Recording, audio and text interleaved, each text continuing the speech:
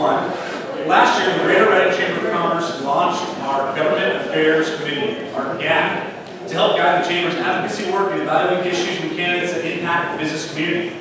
4 years ago, the Chamber dissolved its Political Action Committee. For many decades, that PAC financially supported candidates running for office at the state, local, and federal levels through volunteer contributions outside membership dues.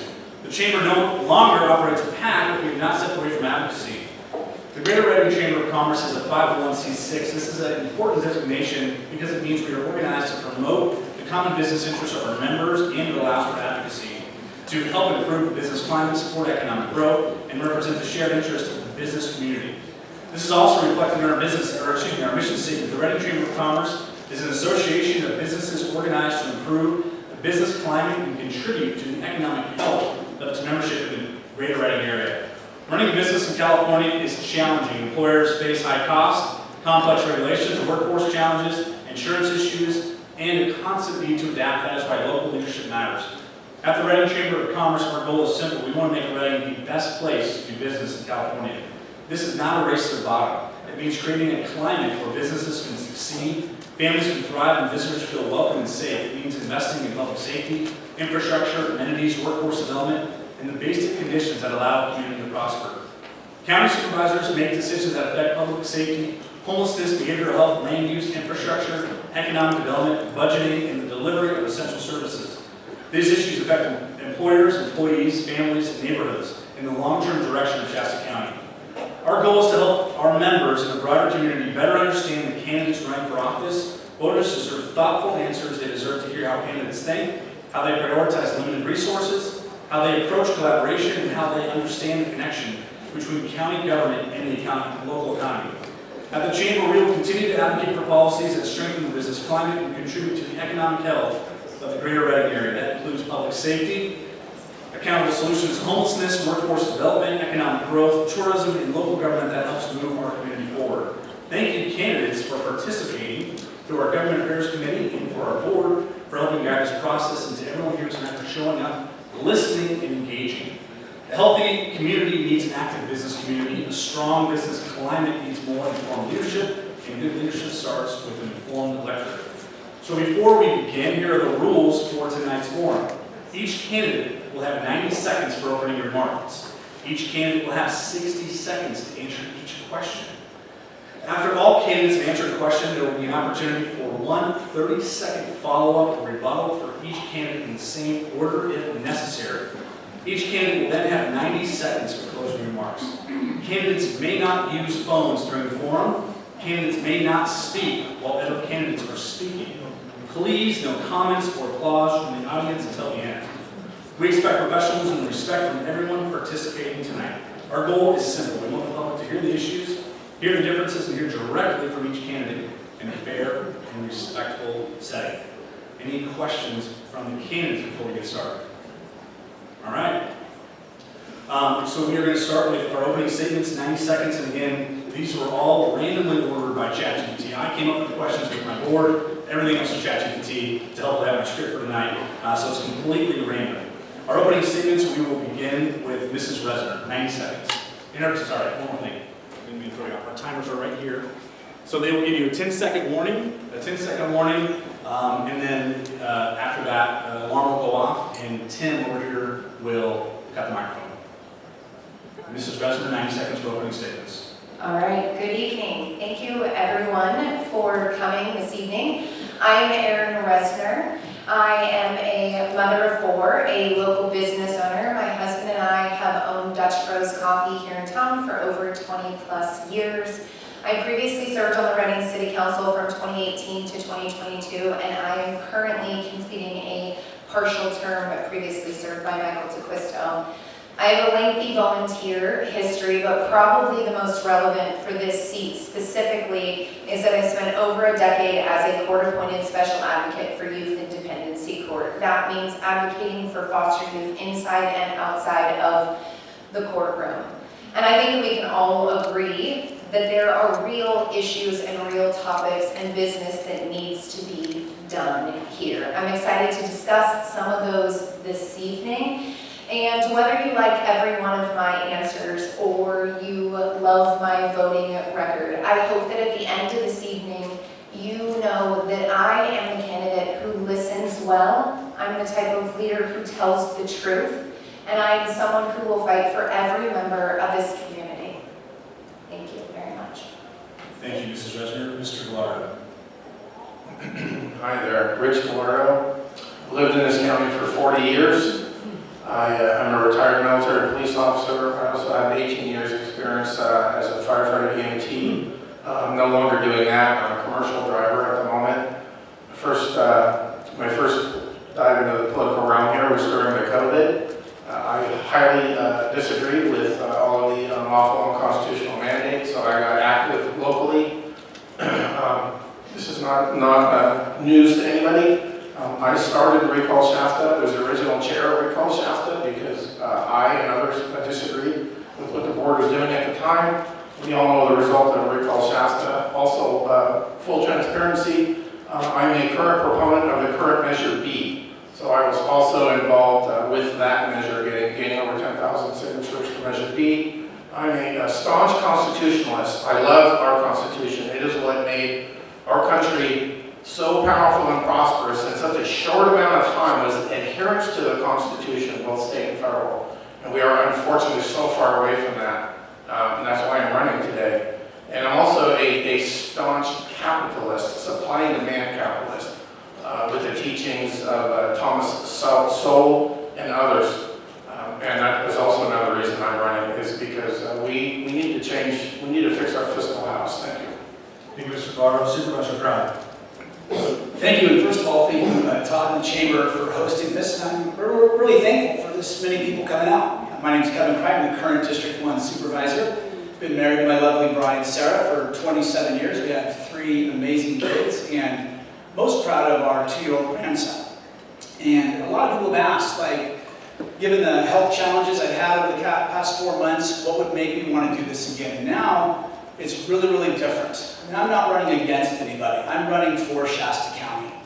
I'm very proud of the work we've done to make Shasta County more affordable, safer. We've given local control back. We have a charter now that has been tried roughly 3 times in the last 7 years, twice in the city of Reading, once in the county. And in my very first year, we moved that to a ballot, and all of you voted in March of 24 to make us the 15th charter county in the state of California.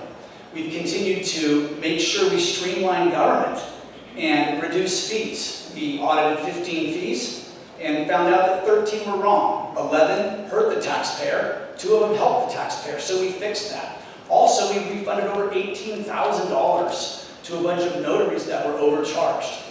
Bottom line, I love Shasta County. This isn't about me, this is about all of you, and I want to make sure, like some of my 8th grade basketball teams that came to watch tonight and understand a little about civic engagement. I don't want a community that they're taxed out of and they can't afford to live here when they get done with college. Thank you, Supervisor Crowd. Supervisor Crowd, you will get to answer the first question. Where do you see opportunities for greater collaboration between the county and the 3 cities in Shasta County, Reading, Anderson, and the city of Shasta Lake? You have 60 seconds. I think we're doing a great job right now already with collaboration. Recently, we're working with the sheriff and the alternative custody program and working with some individuals down in Anderson. We've actually loaned the city of Anderson money for their budget shortfall that they had. And with the city of Reading, we worked on the alternative custody program together to secure that land. Now, that's something I'm sure we'll talk about later as well. And then Shasta Lake, we do have some crossover with them. The most important thing is having a supervisor that is entrenched in your district. In District 1, a lot of our jurisdiction falls to the city of Reading. So we have very, very small unincorporated areas. But the most important thing is making sure we're there, listening to the people and understanding the needs that they have. And I'm very proud of the fact that the sheriff, when he wanted to do the alternative custody program, asked me to be involved because he knows if anything's going to get done in the county, it starts with partnering with me and bringing people together. Thank you, Supervisor Cry. Mrs. Resner. One of my things that I think is really important is collaboration. And fire prevention, fire mitigation, and overall tackling the issues that are likely coming forward surrounding fire feel like a great opportunity for Shasta Lake, for the city of Reading, for Anderson, and for the county. In a couple of years, I believe it's 2028, the funding that is currently set for CAL FIRE is about to run out. It's going to require us to collaborate, to leverage our departments, our resources, our crews, and I actually, while I think that this is urgent and important, I also think that it's a great opportunity for us to collaborate. Thank you, Mrs. Resser. Mr. Gallardo. Yeah, the cities and the county, they already do some collaboration through joint powers authorities, and those are good things. And I will say, I think the Board of Supervisors probably has the toughest job as far as the time consumption of an individual board member. Just from what I can see in the last several years, it has got to be immense time consuming. And so that's going to be an interesting challenge to create new ways for collaboration because of the time constraints. But yes, and I hate to say, crime, homelessness, and wildfire, that's all low-hanging fruit. We all have to deal with those things, but we're all separate jurisdictions also. And we have our own autonomy on voting. We have our mostly autonomy on our incoming funds and how we spend those funds. So it's going to be interesting to try to deal with the same issues over and over again, but we need to change things because we can't keep perpetuating the system as it is. Thank you, Mr. Gallardo. Supervisor Crowder, would you like 30 more seconds on this? Mrs. Resser? Mr. Gallardo? Question 2, we'll start with Mr. Gallardo. What specific initiatives would you support to attract and retain new businesses in Shasta County? Was the question initiatives I would support? What specific initiatives would you support to attract and retain new businesses in Shasta County? This is a very simple question because I'm a true capitalist. We have to get government out of the way of business, private sector economy. Now the government has a place, such as looking for trust violations and monopolies, so they do have a place. But the government getting in the way of the economy is what's caused the problems in our economy, especially the Federal Reserve, printing notes and causing this hyperinflation that we all are dealing with. So the thing is, we reduce regulations, reduce taxes, reduce fees, streamline processes, and get the government out of the way as much as possible. Thank you. Thank you, Mr. Gallardo. Supervisor Crowder. Here in Shasta County, we have very unique advantages. I mean, we have rail, water systems we have in the state were, by and large, developed here in Shasta County. We have cheap power at the city of Reading. We have everything we need to be an economic boom.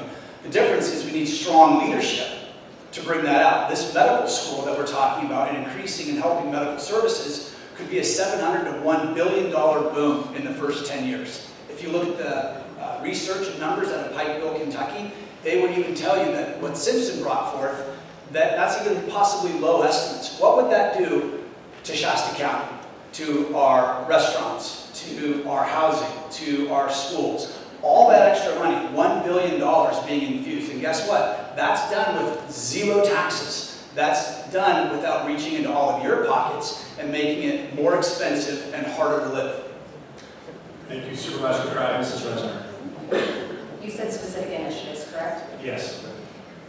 I really like the initiative that Supervisor Plummer has begun conversations surrounding what are the key areas of industry within Shasta County and how can we partner with the EDC and with the Chamber to go all in and leverage our assets that we have already. I also would like to bring in an efficiency study. I've said it multiple times. We're doing it at the City of Reading. I think that we are having great work done there, and I would like to bring that to the county. One of the things that is a point of contention on the regular from community members is planning and permitting and streamlining it. I believe that an efficiency study would be very beneficial to the county and to the community. Thank you. Thank you, Thank you, Mrs. Resner. Mr. Gallardo, would you like to have 30 more seconds on this question? I do want to respond to one thing that Mr. Cry said. Yes, go ahead, 30 seconds. So for the medical school, my concern with that would be that it is solely privately funded, private investors. Do not use any taxpayer funding. Thank you. Thank you, Mr. Gallardo. Supervisor Crowder, 30 more seconds. As a capitalist myself and having roughly over 400 employees stretched across the state of California, you have to make big moves. And I would have a question for the lady to my left asking about bringing in studies. What that sounds like to me is if you've been in government 6 years, you should already know where some of that stuff exists. I'm not looking to bring experts in. We're supposed to be the experts. We've had employees, we make the tough decisions, and we move forward and quit spending our money on studies. Thank you, Supervisor Prime. Mrs. Resnick, 30 more seconds. I'm going to point out two things. I'm going to attempt to do them very quickly. I would ditto what Mr. Gallardo said about we don't have an extra $10 million to support a private endeavor. I think that this community can champion great projects and great things can happen. I'm not going to use your tax dollars to fund a private endeavor. I don't also think that we should be taking financial advice from someone who has filed bankruptcy as the expert in the room, and I would like to hire experts. Thank you, Mrs. Resner. Question number 3, Mrs. Resner, you will begin. In your opinion, what are the top 3 fiduciary responsibilities of a Shasta County Supervisor? A Shasta County Supervisor should be informed. That looks like reading your packet, that looks like asking good questions, that looks like talking to members of the community. It also is extremely important that you're making, once you have that data, you're making honest and unbiased decisions with those facts and with that data. And then ultimately, because it's our job to respect the taxpayers, we need to be following the law. Thank you, Mrs. Resner. Mr. Gallardo. Question again, do you speak Yes. fast? Sorry. In your opinion, what are the top 3 fiduciary responsibilities of a Shasta County Supervisor? Well, again, you know, being a capitalist is really important. Supply and demand capitalist is extremely important. We have to get rid of CalPERS. We need to get away from CalPERS. That is what's bankrupting so many jurisdictions across this state. And we need to move away from the defined benefit and go to a defined contribution. And we need to do a class action lawsuit with other jurisdictions to prove that CalPERS is actually a Ponzi scheme. And yes, I'm receiving CalPERS, and I just said it's a Ponzi scheme. The other fiduciaries, we have to have 100% transparency with the taxpayer money coming in and to us, to then goes to the NGOs and the nonprofits.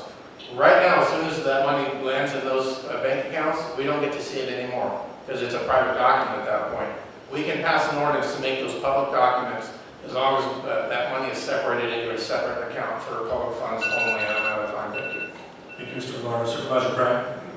Thank you. Yeah, I think the most important thing is you look at, we oversee the county's budget. So it's roughly $700 million. The most important thing to me, and many of you, is public safety. It's really important that our public safety has metrics that are quantifiable, and we hold those electeds and their budgets to outcomes and results. That's the first thing. The second thing is transparency.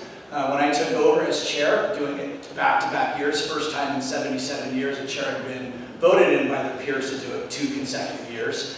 We took the budget process from 15 minutes in 21 to 22. It was roughly a couple hours. In 23, my first year, it was a day. When I became chair in 24 and 25, we stretched the budget over an entire week. So I think transparency is very important. And then the third is we have to increase economic prosperity and ability. That's why in resource management and Public Works, we've reduced fees and made it easier to operate here in the county.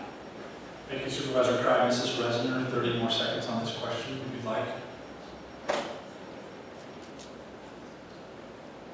I'm going to repeat the unbiased piece because when you watch those conversations and those budget review, it is very clear who he likes and who he doesn't like, which systems within the justice system that he prefers to support and which ones he doesn't. That negatively impacts our community because when one of them is handicapped, if the DA's office is handicapped, because guys, we're about to have 9 DDAs leaving and we only had 25 to Thank you, Mrs. Resner. Mr. Gallardo, 30 more seconds. No, thank you. Supervisor Wright. I think it's interesting that the largest tax increase in the history of Shasta County, right, going back into the 1800s, was presented and championed by the individual to my left at the city council.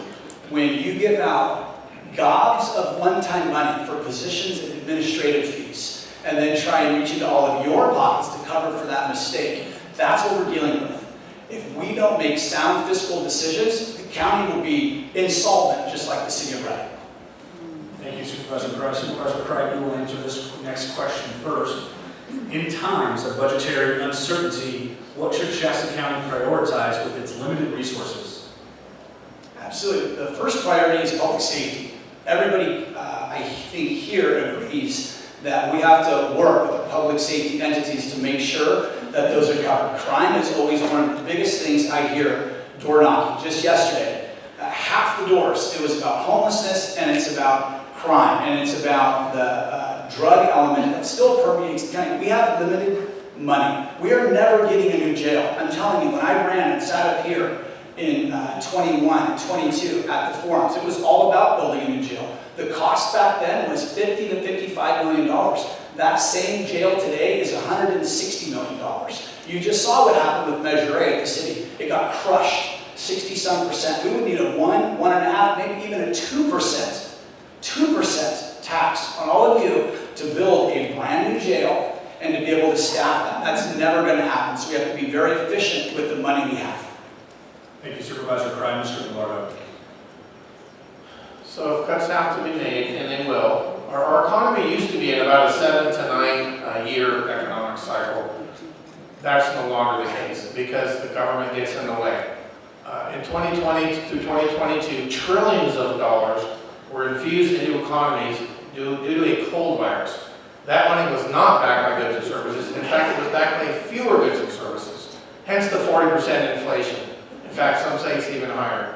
So when we're going to do cuts, we have to prioritize which agencies are being effectively, the money is being effectively spent, and what are we getting for that money? Yes, public safety, yes, public health and all that, but we have to look at across the board cuts. That's the reality, folks. Okay? The money tree is still there, the feds are still printing money, exacerbating our inflation, but the truth is we have to look at cuts everywhere. Thank you. Thank you, Mr. Gallardo. Mrs. Resner. Guys, we are already in times of uncertainty. No one is going to dispute that public safety should be at the forefront and a top priority, because if people do not feel safe in our community, then nothing else that we're doing matters.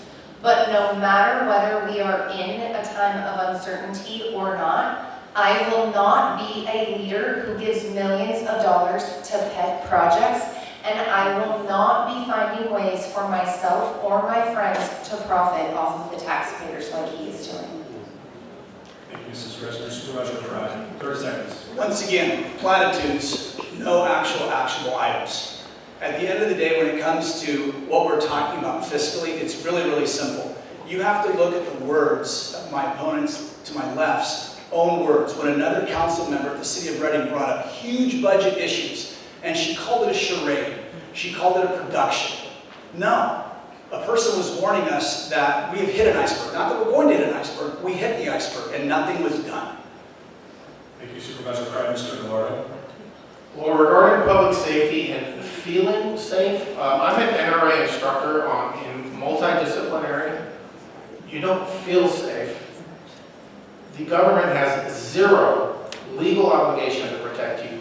Zero. And that's through state laws, that's through the federal Supreme Court opinion. So, feeling safe, I'm sorry, that is bumper sticker. But public safety is still important. But just understand, you are responsible for your own safety. Thank you. Thank you, Mr. Gallardo. Mrs. Resner, 30 seconds. Remember when I said that I was a leader who would tell you the truth? I'm a leader who will tell you the truth. So let's have a conversation. In 2024, I ran because during my time off of council, there were 7 of the 8 raises that were given between the years of 2023 and 2024. And I came back on to council so that I could fix the problems that occurred while I was there. I will tell you the truth and I will do the math. Thank you, Mrs. Resner. Mrs. Resner, you get to answer the next question first. What would you do to support and improve jail capacity and alleviate bottlenecks in the criminal justice system in Shasta County? Mental health is extremely important and impacts our criminal justice system.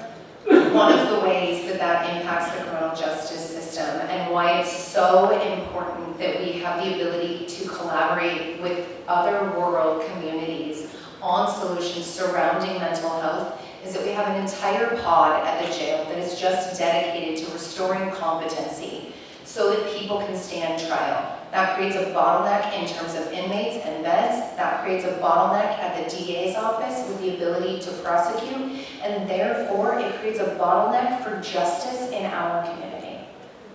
This is why it's really important that we collaborate and we work together to find solutions around mental health, and I'm excited to do that with you.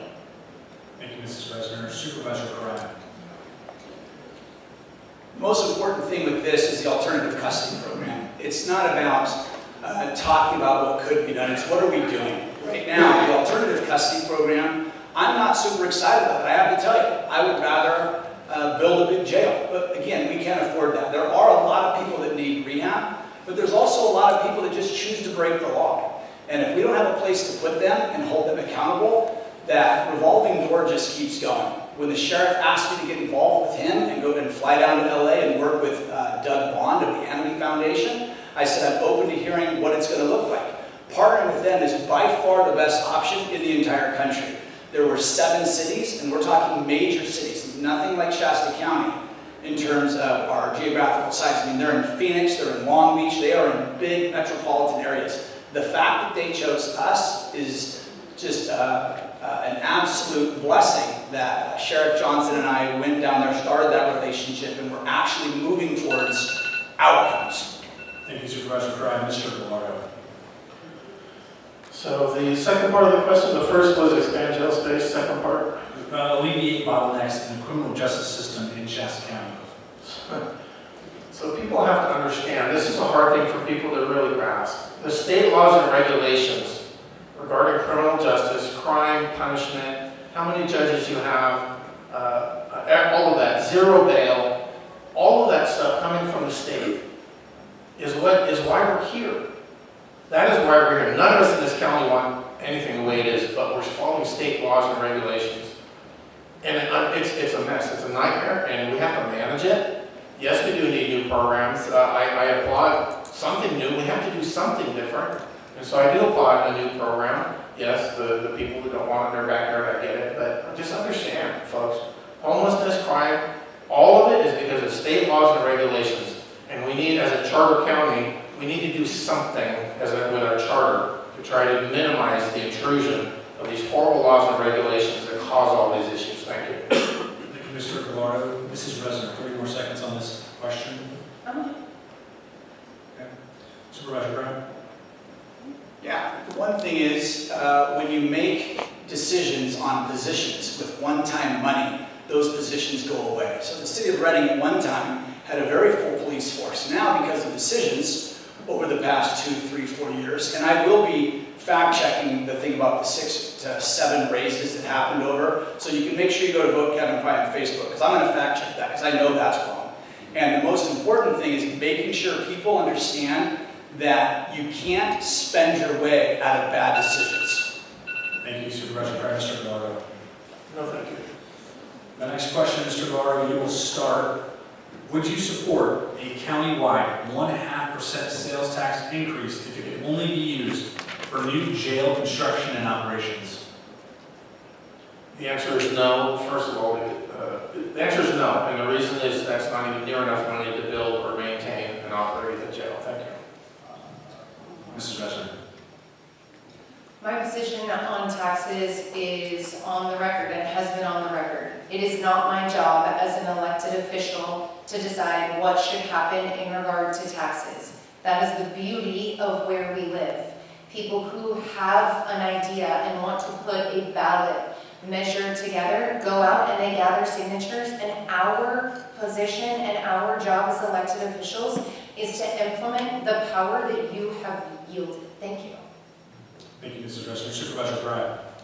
I mean, I am absolutely against new taxes. And I've run on that for 4 years because I think the first thing you have to do is you have to look at the money you're spending. And I don't even like to use the word spending, I like to use the word as investing. Because I'll tell you, I own it. I lived outside my means in my late 20s and early 30s. Fast and loose, somewhat reckless to a point, thinking the economy always does this. It has only made me stronger going through what I've gone through financially. And what I know is if we don't absolutely tighten down and understand what we're spending, because at the county this year, we're going to take a scalpel to our budget. A scalpel, it's going to be tough. We have big, tough decisions ahead, but it's not a chainsaw. We don't have to take a chainsaw or an axe to our budget because we've been fiscally responsible for 3.5 years, setting us up to be in a position to make tough decisions, but not catastrophic ones. Thank you, Supervisor Frye. Mr. Gallardo, any follow-up on this question? No thanks.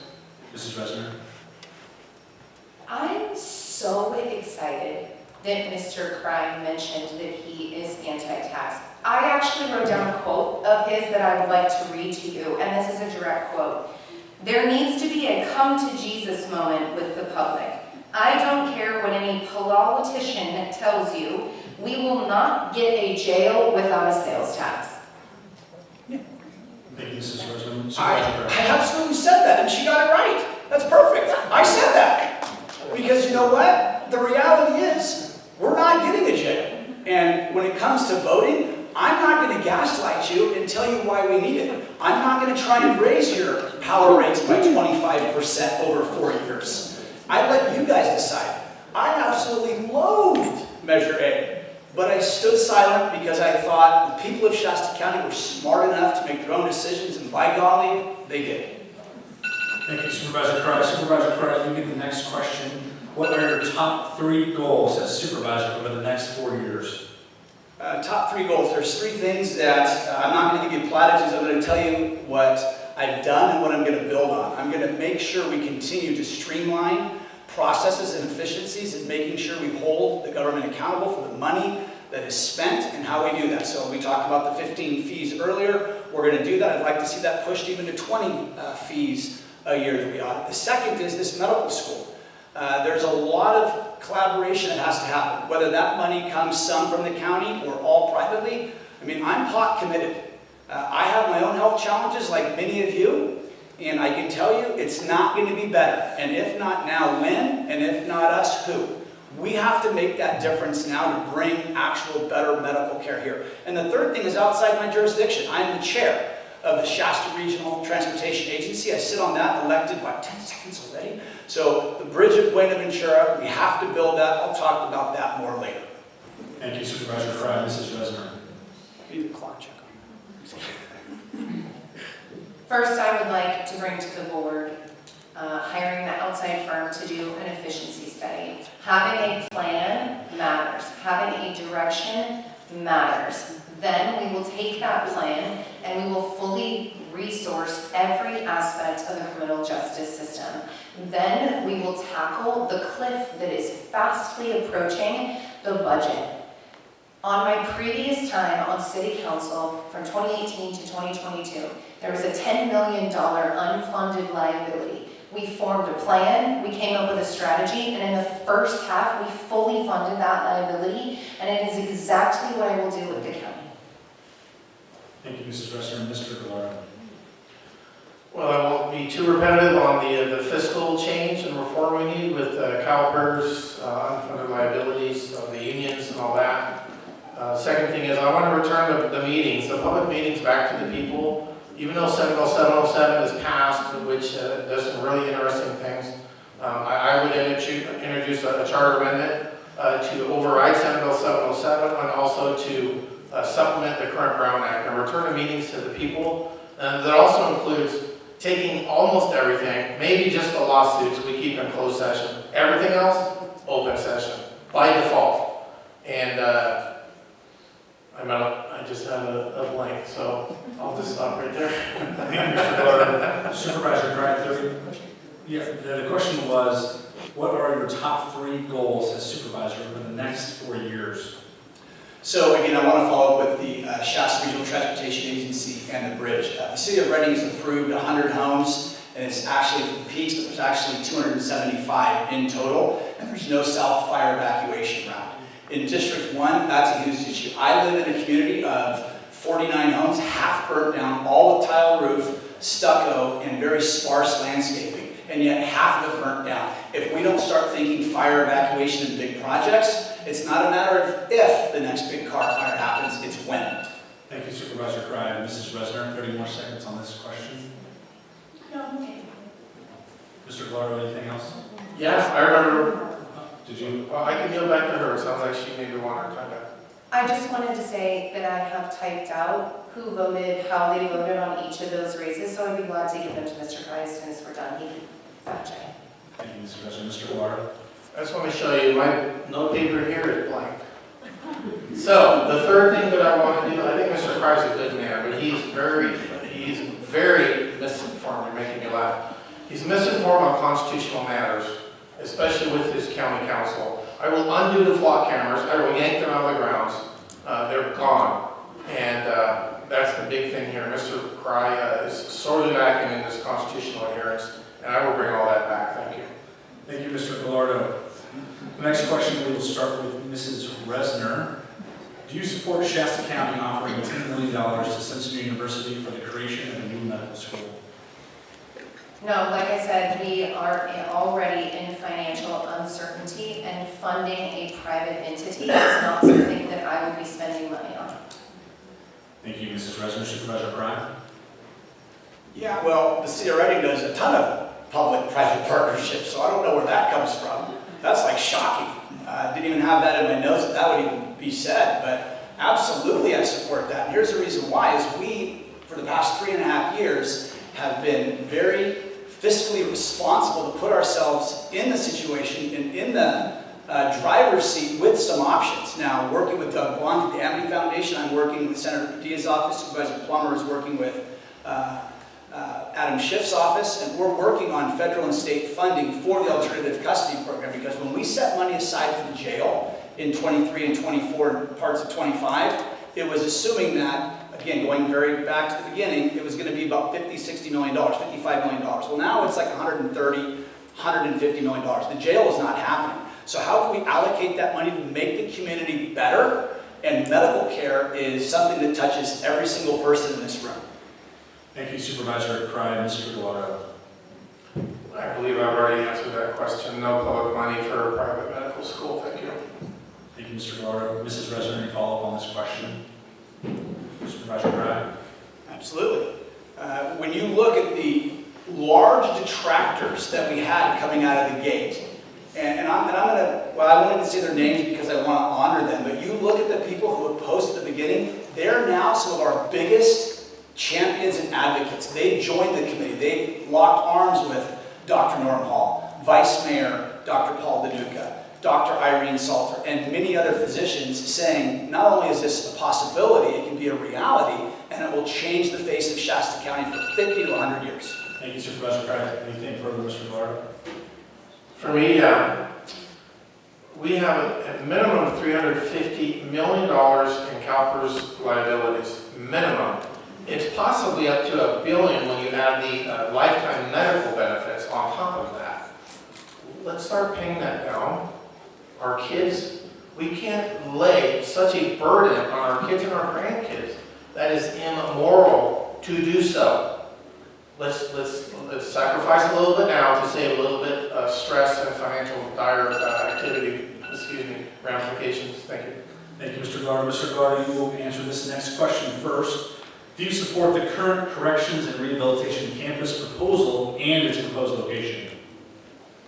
Yeah, we mentioned this a little while ago. I support anything that's new compared to the status quo that we're in. We have to do something different. The location itself, again, no matter where we put it, somebody's going to complain. And I think I just read today that there's a lawsuit against the county for that very location.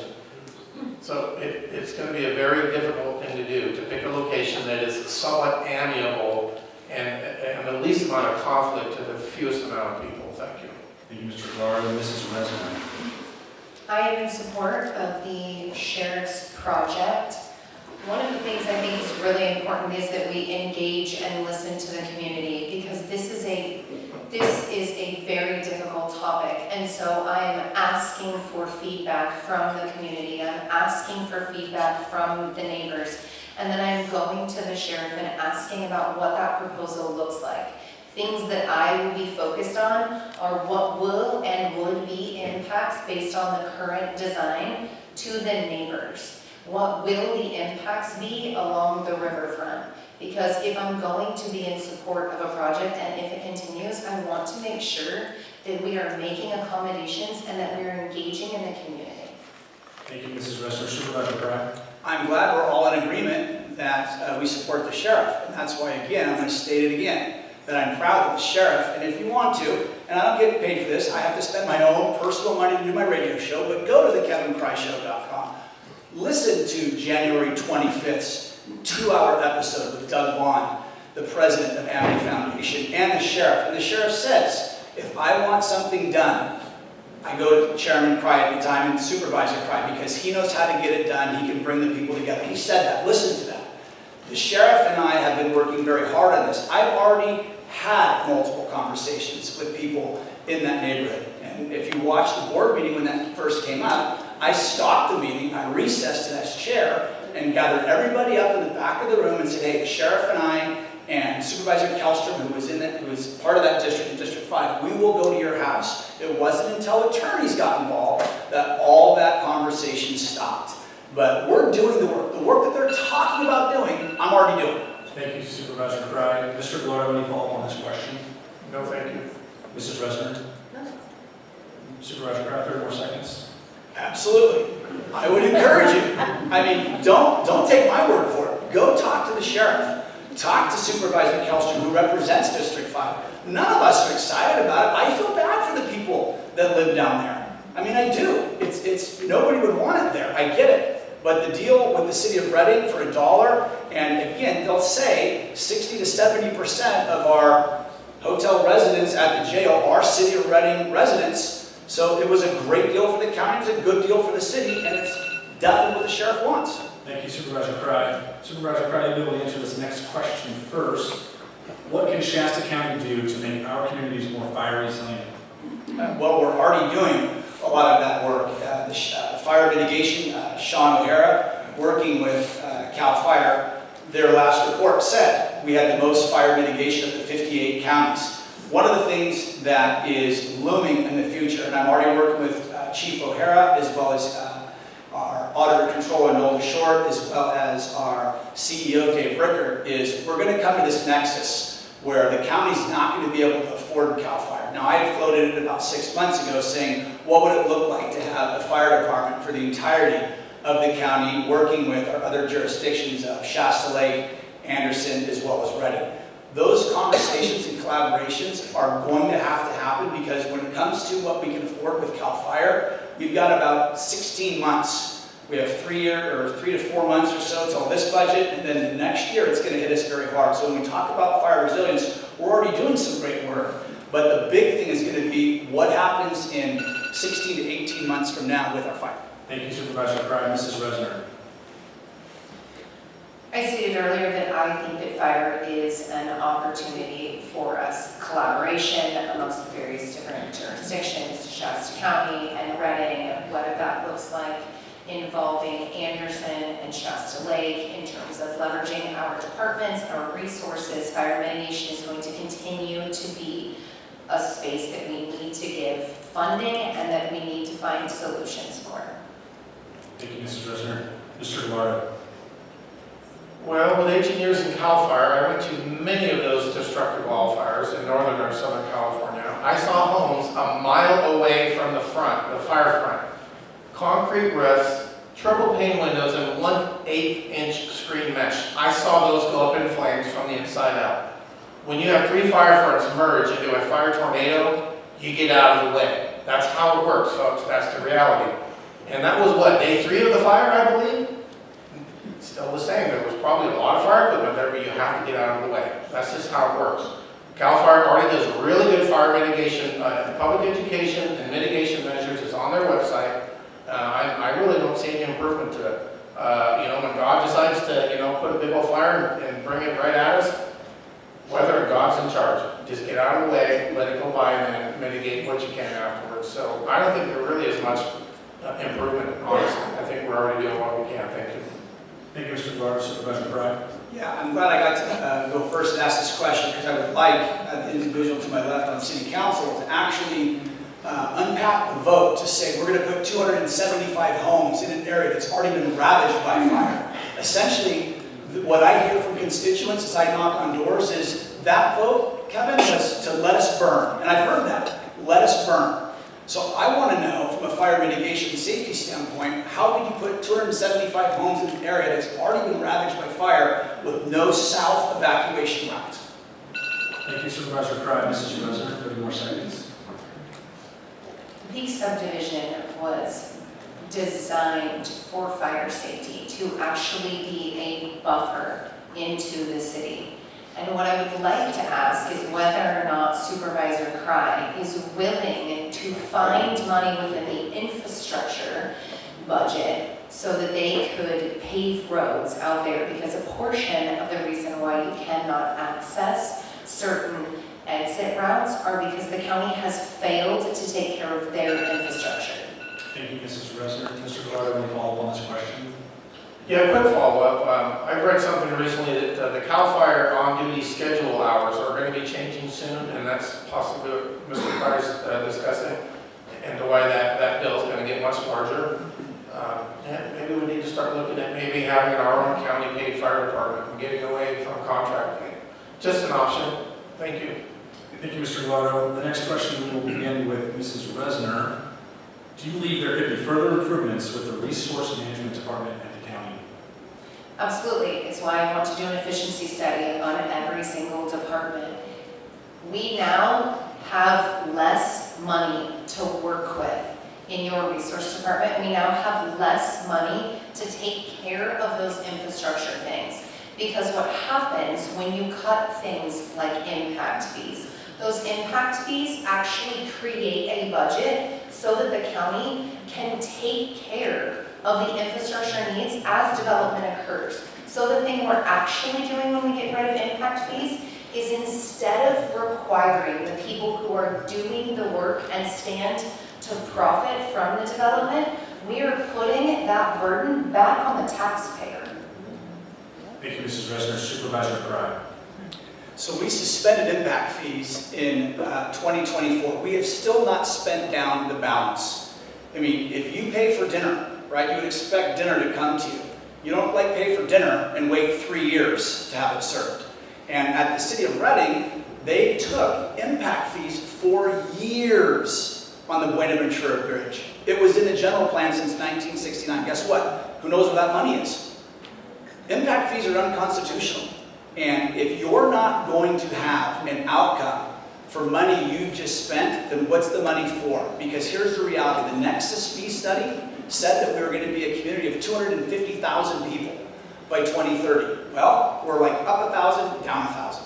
So what you're seeing here is just another example of another way to make things more expensive and not hold government accountable, get the scalpel out, make the tough decisions, and live within your means. Thank you, Supervisor Cry. Mr. Guerrero. The question was about improving efficiency at the resource management and planning. Do you believe there could be further improvements with the Resource Management Department, which is planning and permitting? We're all human. Yes, there's always improvements to be made at every time. Constant evaluation of your programs is necessary. That's how you make sure they're being efficient. That's how you make sure they're not bloated and the money's not being waste, fraud, or abused. And again, the state of California, they used to pass 700 bills a year. Now they're passing anywhere from 1,200 to 2,000. And that does not include the associated regulations. And all those affect building and planning and resources. So it's a moving target for all of the departments to follow everything that is changing so dynamically in the state, because they won't leave us alone with their laws and their regulations. So yes, they can be improved, but they all can be improved. And for the reasons I just mentioned, thank you. Thank you, Mr. Guerrero. Mrs. Resner. 30 more seconds. The resource department should feel like a customer service entity because government works for you and it is there to serve you. It should feel like when I come in and I have an idea or a set of plans that I want to work with you, that I want to find a solution for you, and that's not what it feels like. I routinely hear from people who are in there saying, this feels like a scenario where I want to pull my hair out. So customer service. So, page 268 of our budget, you can look up resource management. We have gotten way more efficient. And here's the thing is, money doesn't have feelings. I hear the word feelings thrown out. I mean, money is a static object. Either it's invested or it's spent. And with what we're doing at the Resource Management Department and Public Works, it's been overhauled, it's getting better, and we're going to continue to make sure it's better. The last thing we need to do is bring somebody from New York or Sheboygan, Wisconsin to come in and tell us how to run our departments. Thank you, Supervisor Craig. Mr. Gallardo, any follow-up on this question? No, thank you. Okay, it is now time for our closing statements. Supervisor Craig, you will begin. 90 seconds for this. Well, it's an honor. It's an honor to be here, and I appreciate Josh laughing in the back at some of the comments that have been made because it is striking. I have a staunch record of being a very fiscal conservative. I'm a fighter for Shasta County, and I'm not a fighter just for any one particular district. It's everybody. It's everybody here. That's why I'm the most accessible supervisor. I'll give you my cell phone, 530-780-6124. You hear people talk about being accessible, and it's always a Twitter handle or an Instagram shout out, but I'm here for you. I'm here for my kids. I'm here for my basketball team who suffered through this to learn a little bit about civic engagement. You guys are awesome for doing it. And I'll tell you, this county is worth fighting for. We've done some great work, and I want to continue that work. I want to get this bridge built. I want to get this medical school built. I want to continue to make sure we streamline government and make it work for us, because that's what it's intended. It's meant to work for us. It's your tax dollars, and fiscally responsibility is of the utmost importance, and we're going to do it without taxing you to oblivion. Thank you, Supervisor Craig. Mr. Gallardo. Well, I'll have to disagree with Mr. Cryer on a couple things. You know, $500,000 for license plate reader cameras from Zog Fire Settlement. I don't think that was fiscally responsible at all. And recently at a board meeting, there was a public health program, I forget which one, they more than doubled the allocation from $2 to over $4 million. And the lady that gave the presentation didn't really give any good sound metrics and justifications to why that money needed to be doubled. I am a fiscal conservative. I'm a staunch constitutionalist, and I want to get our fiscal house in order and our constitutional house back in order. Our constitutional republic is meant for bottom-up governance. That would be we, the people, and we have lost that decades ago. We need to get back to we, the people. The charter county was a beginning, but boy, we need to hit the ground running. We need to get a citizen-elected charter commission. I'm waiting for this board to put that on the ballot. Elected people on a charter commission so that public engagement, and we can start doing multiple charter amendments every cycle, not 1 or 2 per cycle, some which fail. And so I want to leave this place better for my son, your kids, and grandkids. Thank you for coming tonight. Thank you to the chamber. And Gallardo 4, that's the number 4, supervisor.com. I just did an interview with Action News Now with Haley. I just posted that on my website. Please look that up, and I appreciate everybody coming tonight. Thank you. Thank you, Mr. Gallardo. Mrs. Resner. I just want to say thank you to everyone for coming. I've written down a couple of questions that I would like to leave you with. Are you okay with struggling families being told to wait while politics come first? Are you okay with the opportunities for real solutions being dismissed when they could have changed and saved lives? Are you okay with leaders who create division rather than collaborate for solutions? Are you okay with behavior that tears down trust instead of building it? Are you okay with being blatantly misled about the state of the county budget?